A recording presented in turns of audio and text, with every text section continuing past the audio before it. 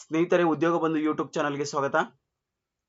ಸರ್ಕಾರಿ ಪದವಿ ಕಾಲೇಜುಗಳಲ್ಲಿ ಅತಿಥಿ ಉಪನ್ಯಾಸಕರ ಬೋಧಕ ಹುದ್ದೆಗಳಿಗೆ ಆನ್ಲೈನ್ ಮುಖಾಂತರ ಅರ್ಜಿಯನ್ನು ಸಲ್ಲಿಸಬೇಕು ಅಂತ ಆದೇಶ ನೀಡಲಾಗಿದೆ. 21/6/2026ರಿಂದ ಆನ್ಲೈನ್ ಮುಖಾಂತರ ಅರ್ಜಿಯನ್ನು ಸಲ್ಲಿಸಬೇಕು. ವಿಷಯವಾರು ಉಪನ್ಯಾಸಕರು ಹಾಗೂ ಗ್ರಂಥಪಾಲಕರು ಹಾಗೂ ದೈಹಿಕ ಶಿಕ್ಷಕರಿಗೂ ಕೂಡ ಅವಕಾಶ ಮಾಡಿಕೊಡಲಾಗಿದೆ. ಹೇಗೆ ಅರ್ಜಿ ಸಲ್ಲಿಸಬೇಕು ಅನ್ನೋದ್ರ ಬಗ್ಗೆ ಮಾಹಿತಿನ ತಿಳಿಸ್ಕೊಡ್ತೀನಿ. ಏನೆಲ್ಲ ಯಾವಾಗ ಮೆಟ್ ಲಿಸ್ಟ್ ಅನೌನ್ಸ್ ಮಾಡ್ತಾರೆ, ಪ್ರತಿಯೊಂದರ ಮಾಹಿತಿನ ನಿಮಗೆ ಈ ವಿಡಿಯೋದಲ್ಲಿ ತಿಳಿಸ್ಕೊಡ್ತಾ ಹೋಗ್ತೀನಿ. ಯಾರೆಲ್ಲ ಇನ್ನೂ ನನ್ನ ಚಾನಲ್ಗೆ ಸಬ್ಸ್ಕ್ರೈಬ್ ಆಗಿಲ್ವೋ ದಯವಿಟ್ಟು ಸಬ್ಸ್ಕ್ರೈಬ್ ಆಗಿ.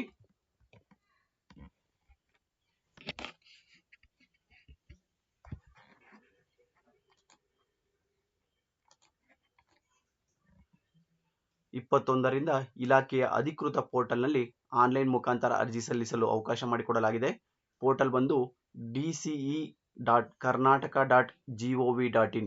ಈ ವೆಬ್ಸೈಟ್ನಲ್ಲಿ ಅರ್ಜಿಯನ್ನು ಸಲ್ಲಿಸಬೇಕು. ವಿಷಯವಾರು ಹಾಗೂ ಗ್ರಂಥಪಾಲಕರು ಹಾಗೂ ದೈಹಿಕ ಶಿಕ್ಷಕರು ಎಲ್ಲರೂ ಕೂಡ ಈ ವೆಬ್ಸೈಟ್ನಲ್ಲಿ ಅರ್ಜಿಯನ್ನು ಸಲ್ಲಿಸಬೇಕು. ಅರ್ಜಿ ಸಲ್ಲಿಸಲು ಕೇವಲ 7 ದಿನಗಳ ಕಾಲ ಮಾತ್ರ ಅವಕಾಶ ಮಾಡಿಕೊಡಲಾಗಿದೆ. 21 ರಿಂದ 27ರ ಒಳಗೆ ಆನ್ಲೈನ್ ಮುಖಾಂತರ ಅರ್ಜಿಯನ್ನು ಸಲ್ಲಿಸಬೇಕು.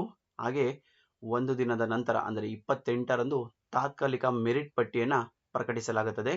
ಅರ್ಜಿಯಲ್ಲಿ ಬದಲಾವಣೆ ಮತ್ತು ತಪ್ಪುಗಳು ಸರಿಪಡಿಸಲು 29 ಹಾಗೂ 30ನೇ ತಾರೀಕು ಅವಕಾಶ ಮಾಡಿಕೊಡಲಾಗಿದೆ. ಹಾಗೂ ಯಾರೆಲ್ಲ ಸೀಟ್ಗಳಿಗೆ ಸೆಲೆಕ್ಟ್ ಆಗಿದ್ದೀರಾ ಅನ್ನೋದ್ರ ಬಗ್ಗೆ ಮಾಹಿತಿನ ಜೂನ್ 1ರಂದು ವೆಬ್ಸೈಟ್ನಲ್ಲಿ ಪ್ರಕಟಿಸಲಾಗುತ್ತದೆ ಅಂತ ಮಾಹಿತಿನ ತಿಳಿಸ್ಕೊಟ್ಟಿದ್ದಾರೆ. ಹಾಗೆ ಕಾಲೇಜು ಆಯ್ಕೆಗಾಗಿ ಜೂನ್ 7ರಂದು ಆನ್ಲೈನ್ ಮುಖಾಂತರ ಕೌನ್ಸಿಲಿಂಗ್ ನಡೆಸಲಾಗುವುದು ಎಂದು ಮಾಹಿತಿನ ಇಲಾಖೆಯ ವೆಬ್ಸೈಟ್ನಲ್ಲಿ ಅನೌನ್ಸ್ ಮಾಡಲಾಗಿದೆ. ಪ್ರೆಸ್ ಮೀಟಿಂಗನ್ನು ಮಾಡಿ ಇದನ್ನು ನೋಟಿಫಿಕೇಶನ್ ಹೊರಡಿಸಲಾಗಿದೆ.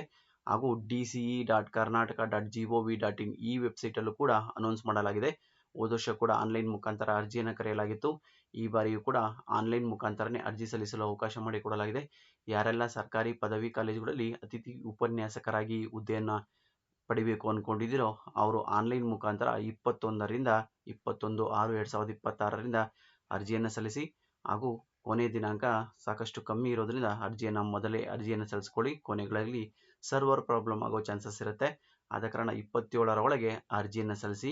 ಮೆರಿಟ್ ದಿನಾಂಕ ಬಂದು 28ರಂದು ತಿಳಿಸಲಾಗುವುದು. ಹಾಗೂ ಏನಾದ್ರು ಅರ್ಜಿ ಪ್ರಾಬ್ಲಮ್ ಇದ್ದಲ್ಲಿ ಅದರ ಬಗ್ಗೆ ಮಾಹಿತಿಯನ್ನು ಸರಿಪಡಿಸಿಕೊಳ್ಳಲು 29 ಹಾಗೂ 30ರಂದು ಅವಕಾಶವಿರುತ್ತದೆ. 1ನೇ ತಾರೀಕು ಯಾರೆಲ್ಲ ಸೆಲೆಕ್ಟ್ ಆಗಿರೋ ಅನ್ನೋ ಮಾಹಿತಿ ವೆಬ್ಸೈಟಲ್ಲಿ ಅನೌನ್ಸ್ ಆಗಲಾಗುವುದು ಜೂನ್ 1ನೇ ತಾರೀಕು. ಹಾಗೂ ಜೂನ್ 7ರಂದು ಆನ್ಲೈನ್ ಕೌನ್ಸಿಲಿಂಗ್ ನಡೆಸಲಾಗುವುದು.